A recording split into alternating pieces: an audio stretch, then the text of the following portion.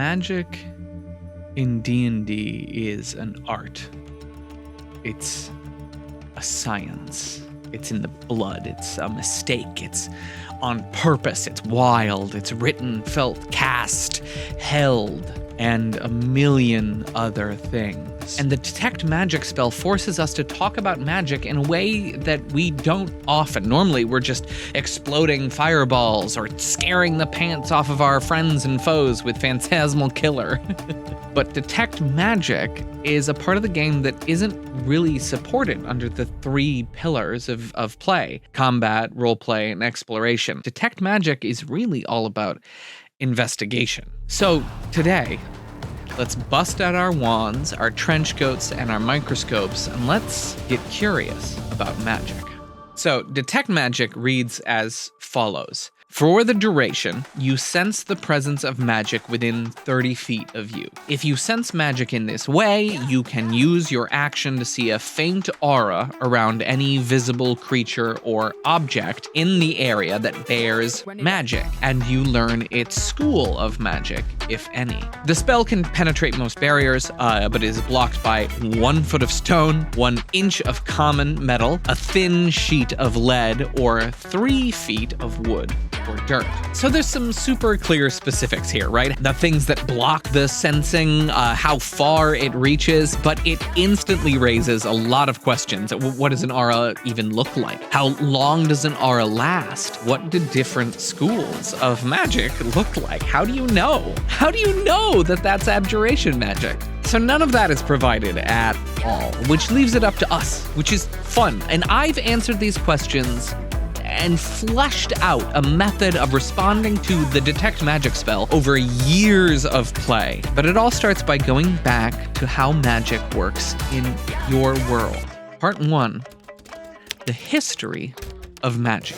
So let's talk about magic in Faerun and the Sword Coast, because it's central to D&D in this edition, and it's certainly where I run most of my games because I have fallen in love with the Forgotten Realms. So magical scholars in Faerun are aware of a tapestry of magical reserve that they refer to as the Weave. The specific nature of the Weave is a little unclear, and many a treatise have been written posing one idea or another. Is it an extension of Mystra, the goddess of magic's will? Is it like a pool that we draw from, like a mana pool? Is it Mystra's very body and flesh? Is it the clothes that she wears? I mean, literally no one knows. And you can make that up. Or, I mean, hey, you can leave it intentionally vague. But it's nice for describing something to have an answer to at least this question or a general sense. Now, for me, I actively dislike the idea that the gods created magic. And so the idea that it's Mystra's body or like some part of her is boring to me.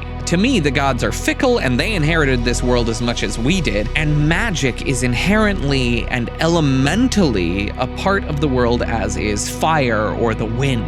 Mystra has merely claimed the Weave as something she protects and defends. For my understanding, the Weave is layered over everything. Nearly all things have magic coursing within them, even if it's only a little bit. You could say it's a bit like the Force?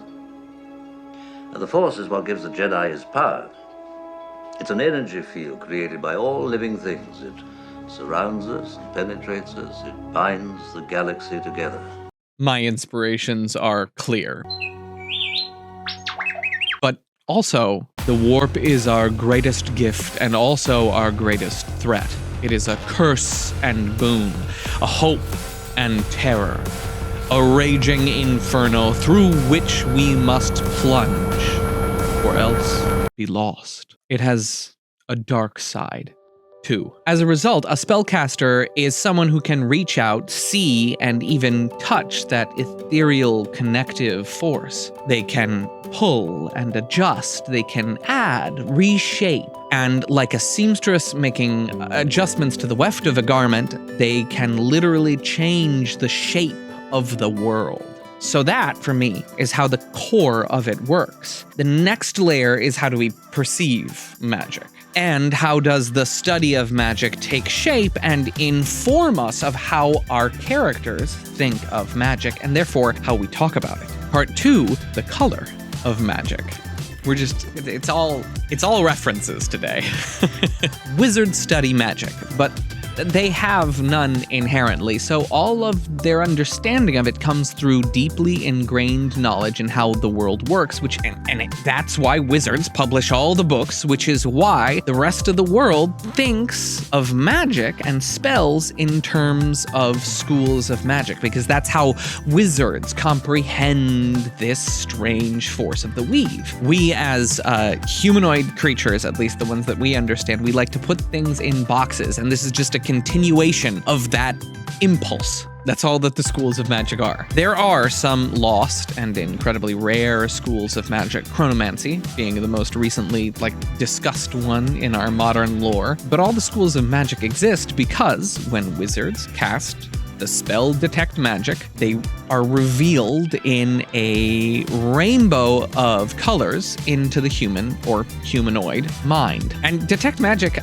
could take a bunch of different forms. It could be a spell done with a wand or some kind of casting focus, or it could just be the act of opening up your mind to that other layer of reality. Cool bit of trivia. The spell school colors on D&D Beyond are actually an artifact of the official spell color coding that used to exist in previous editions of the game. So that means that abjuration is blue, conjuration is yellow, divination is gray, or kind of like a bluish gray for me, because it's unclear. The future is always unclear. Enchantment is pink, evocation is red, illusion purple, necromancy is green, and transmutation is orange.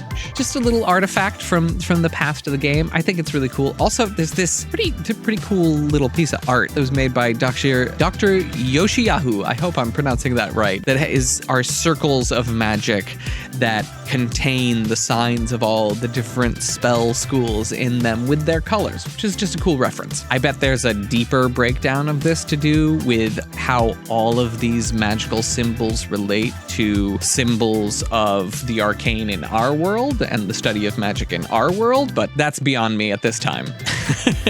And then I'm not sure if you've ever watched this guy's videos on TikTok, but he made a system for drawing out spells using the different components of the spell, which is wildly cool. I encourage you to check it out. The link is down in the doobly-doo. Just another tool for you to be able to communicate magic to your players in non-traditional ways. Kind of fun. So if you've watched this so far, and please like the video, it actually really helps the video be seen by other people who are like you. But if you really want to help, go down and leave your most arcane comment that you can down in the comments section. Make it real wizardy gobbledygook, like this is a real treatise on magic. I want people browsing this thing casually to think that this is only for real wizards. And subscribe. All right, so that's how we see spells. They radiate a glow of color, right? But that's also like so nondescript. Even that, the glow is interesting. Like you're a magical CSI agent, right? Shining a black light on someone's magical fingerprints. But I want more magical texture. I want illusion magic to be slippery. Ooh, I want conjuration to bubble and writhe with power. And necromancy could be like wispy and delicate. Oh, I love all of that. So embellish your descriptions, not just with color, but also with additional qualities. How does it smell? How does it taste? Right? All of our senses can be used to make our descriptions more evocative. In addition, what if the type of caster who created the magic left clues behind based on who and what they are? Warlock magic will always be tinged by the seared chains of their pact, whereas wizards, you can see the disturbance in the weave as they have literally reordered the lay of the tapestry of magic. Divine magic that clerics use, actually, it used to be its own different class of magic, but you bet the weave looks different when a god's hand gets all up in Mistra's business. Actually, does the magic of gods look completely different and operate on an entirely different level? You decide. But for me, all magic is universal. But the divine magic of the well-known deities is like very clear who it belongs to. So if a cleric of a Selune casts a spell, you're like, oh, Moon Lady was here. Okay. Hippie with her crystals came through here and cast a little spell. Though maybe sneaky gods, appropriately like Shar, they might leave less tracks when they cast spooky, shadowy spells. Nature magic might actually be the most subtle because it's just convincing things to grow or change organically. The other thing is, how does a wizard's detect magic spell differ from a warlock who's using their eldritch sight for the same purpose? Or a cleric who's casting detect magic? There's so many options and so much diversity possible in the description of the spell for each different character who casts it. When answering this spell, you're going to be responding with truths, right? The simple rule for detect magic and for, investigation in general is that you should not make players roll dice to find necessary clues. I know that feels counterintuitive when there's like an actual investigation skill that you're supposed to roll, but anyone who has actually run a mystery at the table will attest that rolling for clues is more often than not a way to kill the flow of the game, as it lands your players in boring dead zones where they don't know where to go next because they are just rolling poorly. No fun. So here's my fix. Remember a couple weeks ago in the DC 20 video, Wazam, we talked about degrees of success. You can apply those here. When a player casts detect magic, have them roll a relevant knowledge skill, right? That might be arcana, nature, religion, maybe the investigation skill would make sense here. No matter what they roll, they get all the basic information from detect magic, as well as any information that they might need, any clues that are going to be necessary to move the story forward. But for every 5 or 10 or 20, they also get extra info. Let me give you an example. Maybe the players are examining a magical trap at the entrance to a dungeon.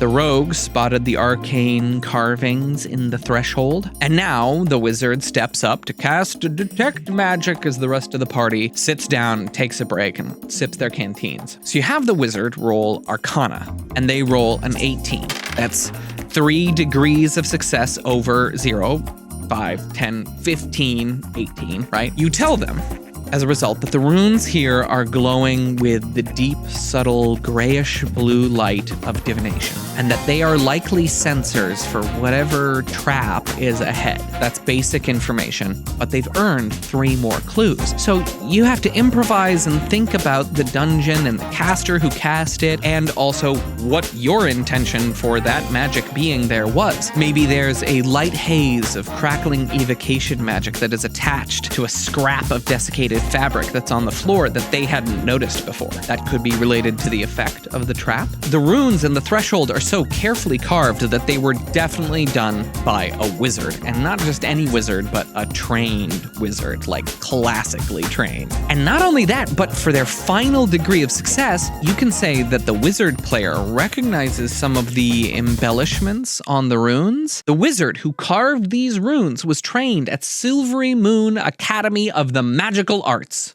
Oh, but that is where I trained. Now we know more about the dungeon, and your player feels cool and like they're a part of the world. Aha! And like their college education meant something, which is part of the fantasy of D&D. Aha!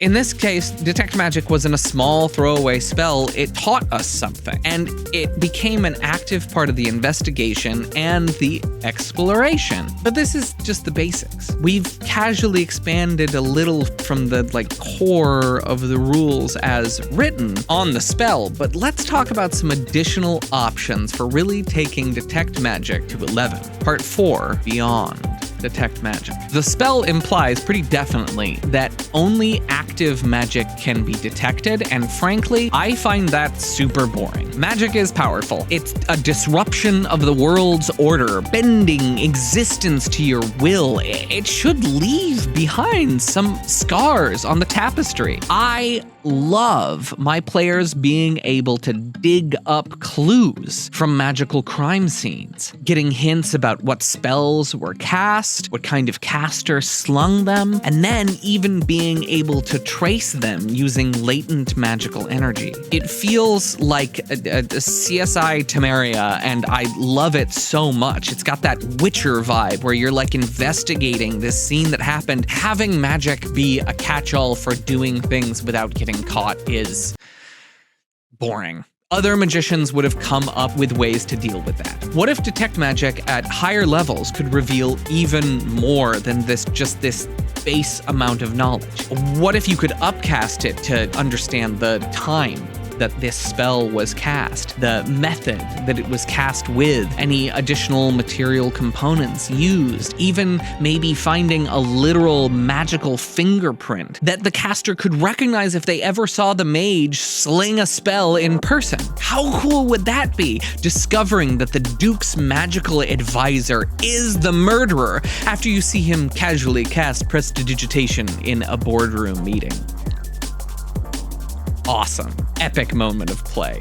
You know something about him that he doesn't know because you spent a lot of resources on that one detect magic spell. But this also means that we want a way to cover up the casting of magic. I mean, I imagine that casters are constantly in this back and forth war, creating new ways to obfuscate and occlude their casting, and then finding new ways to reveal hidden adjustments to the weave.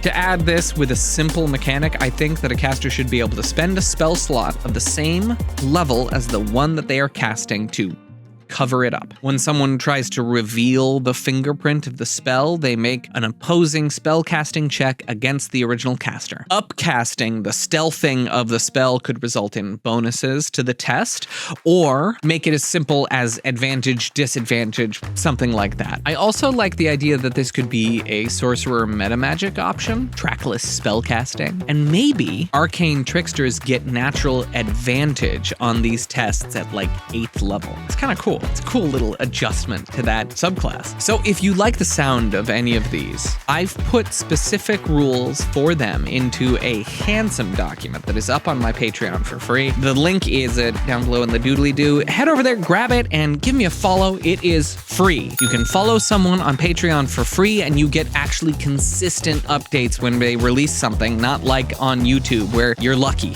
if you'll see one of my videos even after you subscribe. Patreon is the easiest way to actually get all the news about what's going on with me and what I'm creating. And if you're there and you really like these consistent free bits of advice for D&D, then throw me $1 a month. It'd make a real difference. The Patreon is the only way that I'm able to take the time to make these videos instead of working a second job bartending, so please, help me stay away from bartending. That's it. That is the video. Thank you so much for coming by. Don't forget to subscribe. Link down below. Thanks for watching. Stay miles away from boredom, and I'll see you next time.